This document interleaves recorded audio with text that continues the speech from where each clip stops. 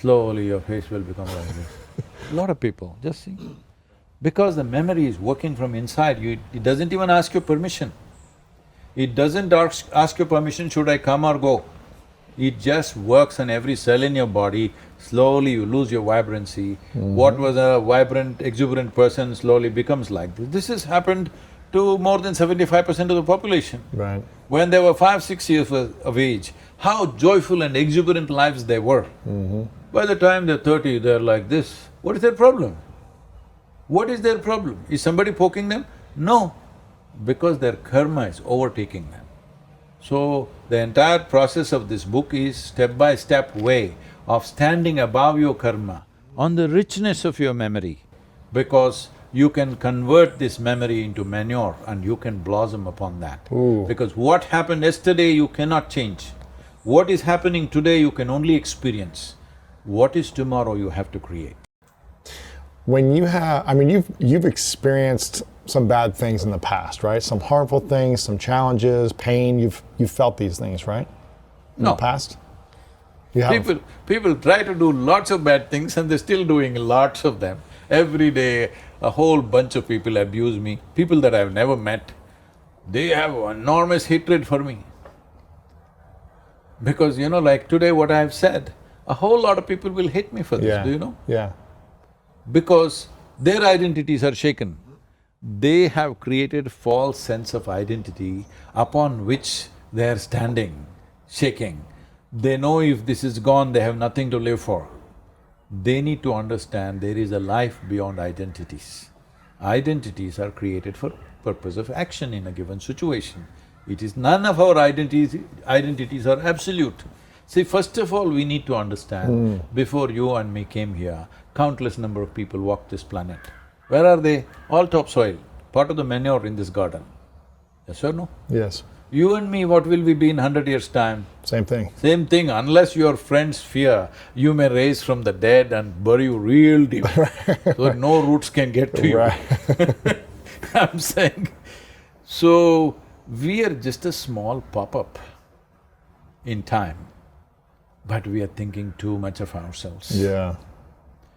Because we attach too much self-significance to ourselves, because of that, our identities have risen beyond absurd limitations. Can identities be good at all?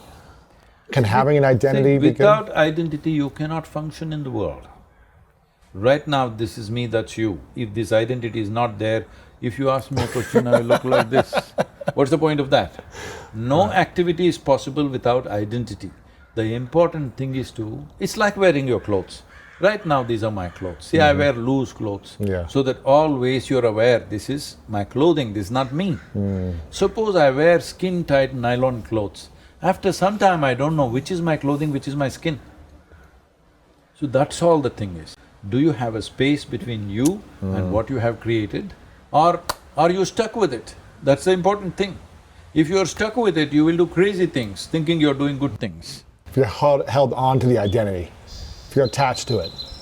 It will wrap you up.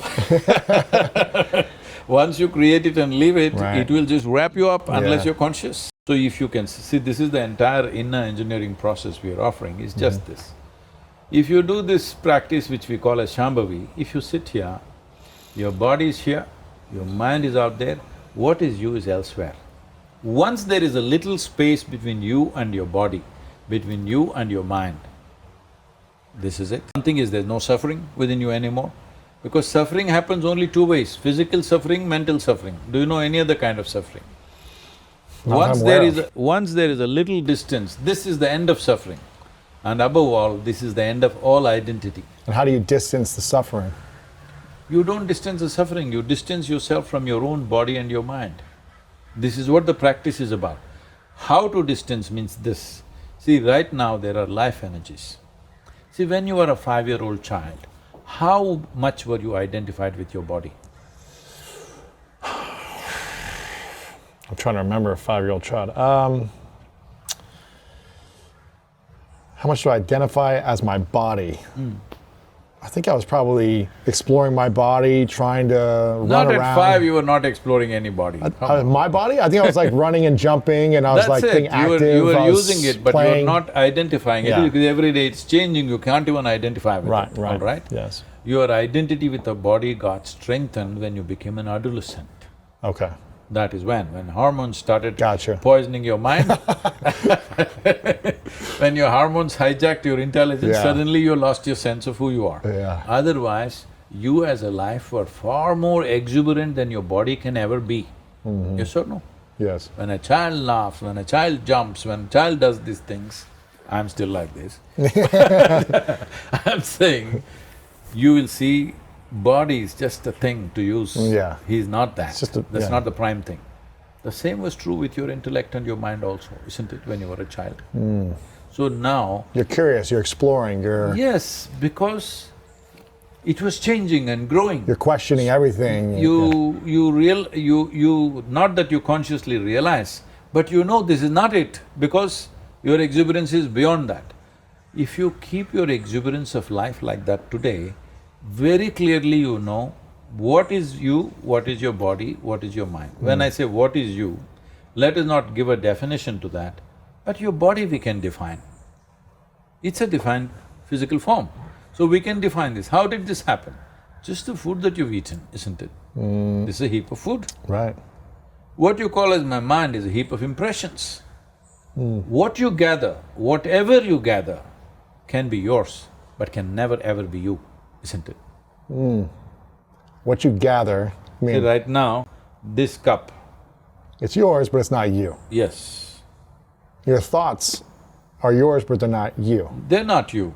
Because yesterday you had one kind of thought, today you have another, tomorrow you may have different thoughts. Does a collection of your thoughts make up you? No. What makes up you? Why are you asking me? See, this is the problem. You want to get life into a definition. You can only define that which has distinct physical boundaries. Anything which doesn't have a physical boundary, you cannot define that, isn't it? It's boundless. Don't go there, that is also a definition because that's just a word, Okay. all right? All right, boundless is a good word, but still it is just a word. People think boundless means, oh, maybe like that. Boundary means like this. No, no, that is also a boundary, isn't it? Sure, yeah. When you are a child, maybe this house compound was your world. Today your world might have expanded, but still it's a boundary. Right. Larger boundary, but still it's a boundary. But there is something naturally within every human being that the moment you realize you're restricted by a boundary, you want to go beyond that. Whoever you are right now, Yeah. you want to be something more. Don't touch this. Okay, I want to touch. No, no, I'm not talking about that. See, whoever you are right now, you want to be something more. Yeah. If that something more happens tomorrow, you want to be something more, isn't it? Why is that? That's what I'm saying. This is an innate longing Right. within the human being because there is something within you which is not physical in nature. It doesn't like boundaries.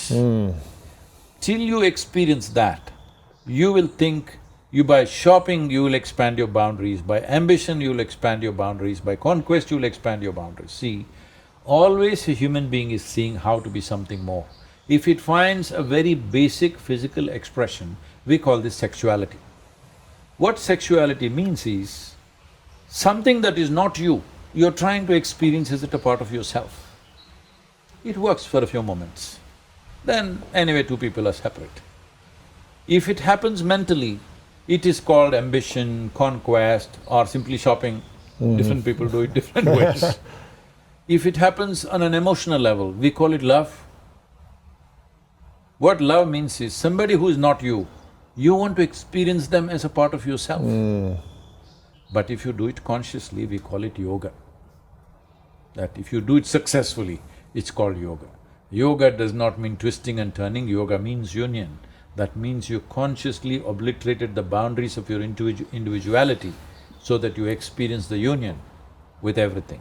This is not an idea, this is not a philosophy, this is the nature of the existence. Most people get it only when you bury them, unfortunately. Really? When you bury them, they understand they're part of the earth, right? Right. That also they won't understand because today they're burying them in a concrete box. Right. They're creating a boundary around them. Yes, that's the worst thing to do. At least when you die, you should become part of the earth. Right.